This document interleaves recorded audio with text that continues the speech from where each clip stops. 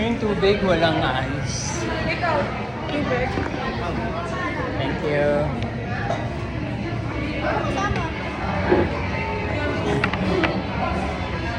Kari tayo ngayon. Ano?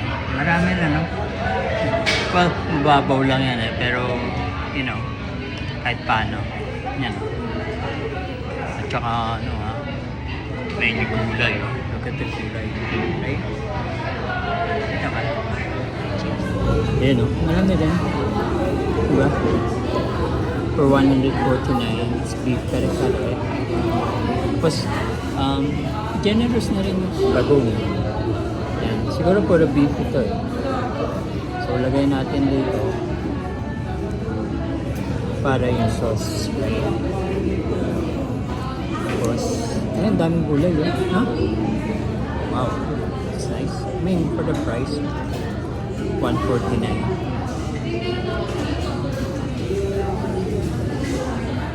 So, ito, yan. Laka. Sarap. Tikman natin muna.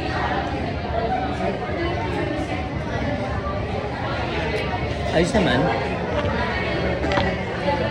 Kasi siyang, peanut butter. Okay na rin. Daming gulay eh. For this price. Ang sabi, kukunti. Pagka budget meal na ganito, di ba? Ang dami niya sitaw oh. Sarap. Sarap yung pagkaluto ng kanin niya. Hindi maligat. Sarap. Nalito ako ng punta rito. Umulan kasi. Kaya pa akong treno. So, diretso na ako dito. Nalito ako ng pagkalusot ko yung tama yun doon. Dami din siyang bagong. Hindi tinipid. Ang dami sitaw. Oh. Dahil may gulay. Madami kong natikman dito. Masarap. Nagmamadali ako dahil gabi na. Medyo mahaba rin yung lakad. 4 kilometer lang naman. Pero still, mulan at madilim na. Sarap ng bagong. Fairness. Maraming pagkain nila masarap talaga. Kanina, dinuguan. Kinain ko masarap. Unang kinain ko rito, kaldereta, masarap din. Adobo nila, masarap. Ay, kasi hindi ko lang talaga nagustuhan dito, yung bangus na breakfast nila. Yung corned beef nila, masarap din. Mas mura pa compared to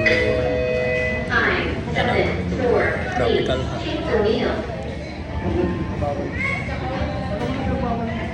Maubos ko tuloy itong kanin. Masarap din kasi. Although puro kanin siya. Video ulam para maubos yung kanin. Fresh yung karinderya talaga. Elevated nga lang yung ambience. Pati presentation. Tapos ito siguro, may diretso na ako mo. Dalawang subo na lang siya. Last week. Ito siya. Kailangan ma-hydrate ko. Kaya ko siya nag-hydrate. Total, malayo-layo naman nilalakarin ko. Yung bison na matanda na ako dito. Siya, yun lang. Bago.